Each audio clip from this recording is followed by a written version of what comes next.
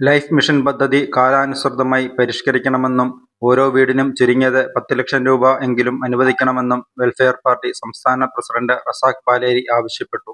Erattupetta Karaikkad welfare party നിർമ്മിച്ച welfare ഹോമിന്റെ താക്കോൽ കൈമാറി സംസാരിക്കുകയായിരുന്നു അദ്ദേഹം. ഏറെ കൊട്ടിഘോഷിക്കുന്ന ലൈഫ് മിഷൻ പദ്ധതിയിൽ കഴിഞ്ഞ വർഷം സർക്കാർ നീക്കിവെച്ച 692 കോടി രൂപയിൽ 247 കോടിയാണ് അനുവദിച്ചത്.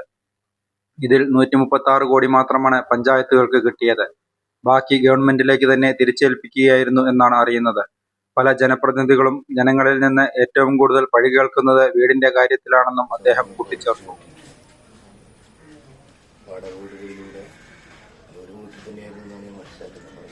ചെയ്യുന്നില്ല എന്നതാണ് നമ്മൾ അനുഭവിക്കുന്ന സങ്കീർണമായ പ്രതിസന്ധി.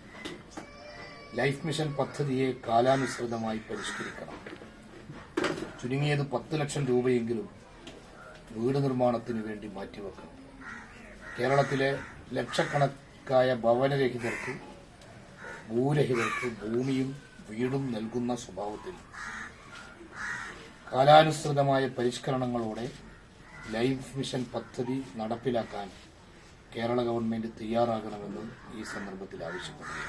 ഒരു കുടുംബത്തെ സംബന്ധിച്ചിടത്തോളം അല്ലെങ്കിൽ ഒരു വ്യക്തിയെ സംബന്ധിച്ചിടത്തോളം ഒരു വീടുണ്ടാവുക എന്നത് വളരെ സന്തോഷകരമായ ഒരു സംഗതിയാണ്.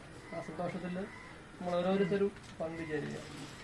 പാർട്ടിയുടെ ഒരു നയമെന്ന് പറയുന്നത് ഒരിക്കലും തീവ്രവാദത്തിന്റെ അല്ല. പാർട്ടിക്ക് തീവ്രവാദം ഉള്ളത് ഒറ്റ കാര്യത്തിലേ ഉള്ളൂ, മനുഷ്യന്റെ പ്രശ്നങ്ങൾ ഇടപെടുന്നതിൽ തീവ്രവാദമില്ല. അല്ലാത്ത ഒന്നിലും പാർട്ടിക്ക് ഒരു തീവ്രവാദവുമില്ല.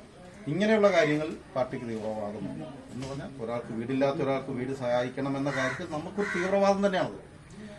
വെൽഫെയർ പാർട്ടി സംസ്ഥാന കമ്മിറ്റി അംഗം സണ്ണി മാത്യു, ജില്ലാ president KM Sadiq, general secretary Archana Prajith, മണ്ഡലം secretary Yusuf Hiba, municipal committee president Haseeb Veliyath, KA Sajid, Noble Joseph, Firdous Rasheed, VM Shaheer, SK Naufal തുടങ്ങിയവർ പങ്കെടുത്തു.